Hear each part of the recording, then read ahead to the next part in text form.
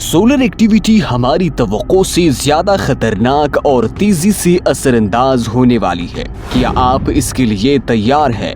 जमीन ने 2 दिहाइयों में अपनी सबसे मजबूत शमसी तूफान का तजुर्बा किया, जिससे सैटेलाइट्स और पावर ग्रिड्स में खलल पड़ने का खतरा है। इसके अलावा इस साल सन की CMES की ऑब्जर्वेशन की गई, जिसमें यूरोप से ऑस्ट्रेलिया तक ऑरोरा दिखाई दिए। इस खबर ने पूरी सोशल मीडिया पर भी तहलका मचा दिया। इंतजामिया ने वार्निंग्स जारी की और माहिरीन के लिए रात के आसमान की ऑब्जर्वेशन करने का इंतजाम किया, क्योंकि इन इलाकों में ऑरोरा देखने का मतलब है कि हमारी दुनिया एक बहुत बड़ी क्लाइमेट क्राइसिस का शिकार हो चुकी है। अक्सर हम सुनते हैं कि अर्थ को सोलर स्टॉर्म्स और सोलर फ्लैट से बचना चाहिए, लेकिन क्या हमें मालूम है कि ये किस तरह की मसाइल पैदा कर सकती है? सोलर एक्टिविटी यानी सूरज की गर्मी और इसका माहौल में तब्दीलियों का क्या असर होता है, आइए जानते हैं। सोलर एक्टिविटी का असर इंसानी जिंदगी और माहौलियात पर बहुत गहरा है। सूरज की शाओं की कोरोनल मास इजेक्शन और सोलर फ्लेयर जमीन पर असर डालकर पावर ग्रिड्स को खराब कर सकती है,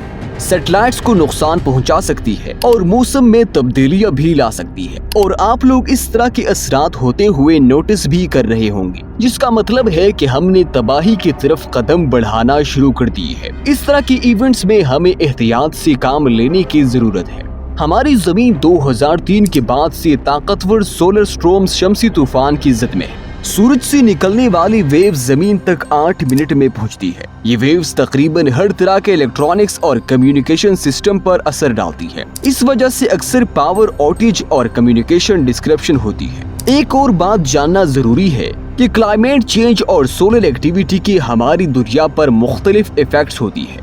सोलर एक्टिविटी ज्यादातर टेक्नोलॉजी पर अपने असरात छोड़ती है, लेकिन ये किसी हद तक मौसम की तब्दीलियों को भी इफेक्ट करती है। जबकि क्लाइमेट चेंज की वजह से जमीन पर गर्मी, बारिश और सर्दी से लेकर एक्सट्रीम वेदर इवेंट्स जैसे कि समुद्री तूफान, खुश्कसाली और फ्लड शामिल है। ग्लेशियर्स मेल्ट होकर सी लेवल्स में इजाफा करती है, जो साहिली इलाकों के लिए खतरा बनता है। इसके अलावा क्लाइमेट चेंज पानी की कमी में भी इजाफा कर रहा है। अमेरिका में पानी खत्म हो रहा है। लेक मेड और लेक शास्ता वाटर कैपेसिटी के लिहाज से अमेरिका के लार्जेस्ट रिजर्व्स है, लेकिन ये दोनों भी ड्राई हो रही है।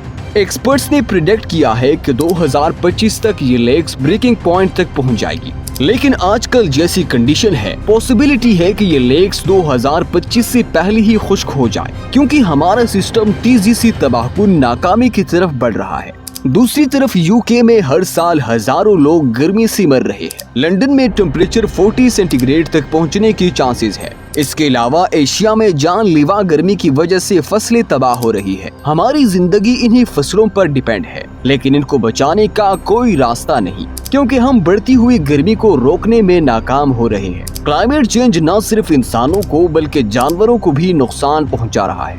अब तक कितनी स्पाइसेस एक्सटेंट हो चुकी है। हम जमीन, एयर, वाटर हर चीज को पोल्यूट कर रहे हैं। मेरीन एनिमल्स की तकरीबन 10,000 स्पाइसीज ओशियन पोल्यूशन से इफेक्टेड होती है। एज ए रिजल्ट हर साल 100 मिलियन समुद्री जानवरों से भी ज्यादा मर जाते हैं। बढ़ती हुई गर्मी, मेल्टिंग ग्लेशियर्स, ग्रोइंग शॉर्टेजेस, तबाहाल फसलें, बिखरा हुआ सिस्टम्स, हमारा हर साल पिछले से ज्यादा खराब होता जा रहा है। यहाँ सवाल ये है कि क्या इस तरह हम 2050 तक पहुँच सकेंगे? यहाँ पर 2050 को मेंशन करने का रीजन आपको बता दूं। 2050 एनालिस्ट के लिए कार्बन एमिशन को कंट्रोल करने के लिए टारगेट ईयर है। साइंटिस्ट और एनालिस्ट का मानना है कि अगर हम सब अपनी पूरी कोशिश करें तो 2050 तक क्लाइमेट चेंज को कंट्रोल कर सकते हैं। लेकिन जिस हिसाब से हमारी डिस्ट्रक्शन बढ़ रही है, पता नहीं हम 2050 तक पहुंच भी सकेंगे या नहीं। इसके लिए जरूरी है कि हम अपनी माहौल की हिफाजत करें।